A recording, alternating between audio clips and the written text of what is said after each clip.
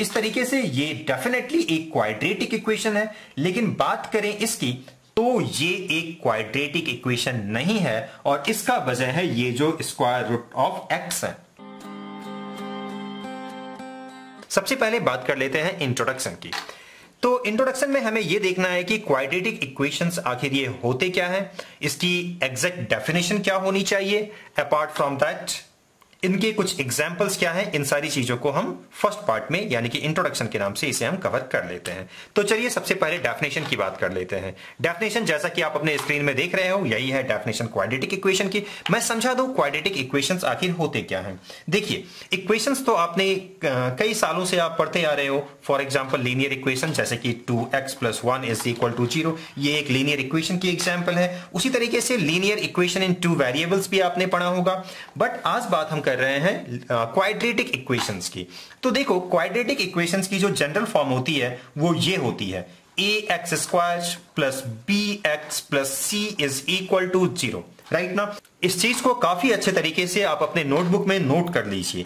यह है general form किसी क्वाड्रेटिक इक्वेशन की। बट यहां थोड़ी सी कंडीशन और है। कंडीशन यह है कि यहां जो a, b और c है, ये तीनों के तीनों बिलोंग करनी चाहिए रियल नंबर को, और जो a है यानी कि x² की जो कॉफिशिएंट है, इसकी वैल्यू किसी भी कीमत पे 0 नहीं होनी चाहिए। 0 के अलावा ये कोई और रियल नंबर हो सकते हैं, लेकिन b और c ये 0 भी हो सकते हैं। बस इतनी सी बात आपको समझ लेनी है, इनफैक्ट अपने कॉपी में नोट डाउन भी कर लेनी है। मैंने क्या कहा, हर वो इक्वेशंस क्वाड्रेटिक इक्वेशन होंगे जो इस फॉर्म में सेट हो जाए, यानी कि ax² + bx + c = 0, where a, b, c belong to. अच्छा, ये बिलोंग टू है, तो बिलोंग टू का मतलब होता है क्या कि ये जो तीनों है ये रियल नंबर से बिलोंग करने चाहिए, यानी कि अदर देन रियल नंबर नहीं होने चाहिए।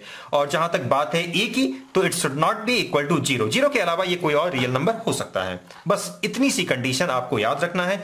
कुछ और मैं क्लियर कर देता हूं इसको with the help of examples. तो चलिए कुछ एग्जांपल्स की बात कर लेते हैं, ठीक है। अब देखो, सबसे पहले मैं एग्जांपल आपके सामने रखना चाहूंगा। इस एग्जांपल को 2x² + 7x - 2। आप देख सकते हो कि ये एक क्वाड्रेटिक इक्वेशन है, ठीक है। इक्वल टू 0 तो लिखना ही होगा आपको, क्योंकि अगर इक्वल टू 0 आप नहीं लिखोगे तो ये पॉलिनोमियल हो जाएगा, और इनफैक्ट क्वाड्रेटिक पॉलिनोमियल हो जाएगा। तो आप ये बोल सकते हो ये एक क्वाड्रेटिक पॉलिनोमियल है, और ये जो है ये एक क्वाड्रेटिक इक्वेशन है, राइट ना। तो अब सवाल है कि ये क्वाड्रेटिक इक्वेशन क्यों है, इसको जस्टिफाई कीजिए। तो बस आपको इतना बोलना है, क्योंकि ये इस फॉर्मेट में सेट हो रहा है या ऑलरेडी है ax² + bx + c। अब बोलोगे यहां तो माइनस है, ठीक है। इस चीज को भी मैं क्लियर कर देता हूं, = 0। देखो, इस चीज को मैं कैसे क्लियर करूंगा। तो जब आप इन दोनों को कंपेयर करोगे तो a की वैल्यू आप देखोगे 2 है, ये वाली 2, b की वैल्यू 7 है, और c की वैल्यू ये 2 नहीं बल्कि -2 है, राइट ना। तो इस तरीके से आपने देखा ये इस फॉर्मेट में सेट हो रहा है, और यहां a, b और c की वैल्यूज मैंने शो कर दिया, और आप देख सकते हो कि यहां जो a है दैट इज अदर देन 0, ये 0 नहीं है। तो इस तरीके से डेफिनेटली ये एक क्वाड्रेटिक इक्वेशन हुआ। और देखो, थोड़ा सा अगर इस माइनस को लेकर के कंफ्यूजन अब भी रह गया, तो मेरे पास और एक आइडिया है। अब तो आई होप कि आपको क्लियर हो जाएगा। अब तो ऐसा लिख ही सकते हो ना। तो अब देखो, तो ax² + bx + c = 0। तो इस तरीके से ये एक क्वाड्रेटिक इक्वेशन हुआ, राइट ना। कुछ और एग्जांपल आपके सामने मैं रखना चाहूंगा। दूसरा एग्जांपल देखो, मैं यहां रखता हूं आपके लिए 2x² + 4 = 0, ठीक है। ये भी एक क्वाड्रेटिक इक्वेशन है, और ये क्वाड्रेटिक इक्वेशन क्यों है? ऑब्वियसली क्योंकि ये भी इस फॉर्मेट में है तो नहीं, बट इसे हम सेट तो कर ही सकते हैं। देखो कैसे कर सकते हैं, मैं क्या करता हूं, 2x² + 0x + 4 = 0। अब आप कंपेयर कर सकते हो इन दोनों को। आप देखोगे दोनों की फॉर्मेट सेम है, जहां a की वैल्यू 2 है, b की वैल्यू 0 है, और b तो 0 हो ही सकता है, हमने बात किया था, और c की वैल्यू कितनी है, 4 है। इस तरीके से ये भी एक क्वाड्रेटिक इक्वेशन है, ऑल्दो पहली नजर में हो सकता है ये आपको देखने में क्वाड्रेटिक इक्वेशन ना लगे, राइट। कुछ और एग्जाम्पल ले लेते हैं। देखिए, यहां एक एग्जाम्पल लिख रहा हूं आपके लिए, 3x² - 2√x + 8 = 0। काफी इंटरेस्टिंग एग्जांपल है। हम 2 एग्जांपल लिखते हैं आपके सामने। देखो, काफी इंटरेस्टिंग है, बहुत ऑनेस्टली इसे कंपेयर करना, थोड़ा सा मैंने फर्क किया है दोनों में। तो अगर आप केयरफुली ऑब्जर्व करोगे तो आप देखोगे कि ये जो नीचे वाले हैं ये एक क्वाड्रेटिक इक्वेशन है। क्यों? बात सिंपल है, क्योंकि ये इस फॉर्मेट में सेट हो रहा है जहां a की वैल्यू है 3, b की वैल्यू है -√2 और c की वैल्यू है 8। इस तरीके से ये डेफिनेटली एक क्वाड्रेटिक इक्वेशन है। लेकिन बात करें इसकी तो ये एक क्वाड्रेटिक इक्वेशन नहीं है और इसका वजह है ये जो स्क्वायर रूट ऑफ x है, राइट ना।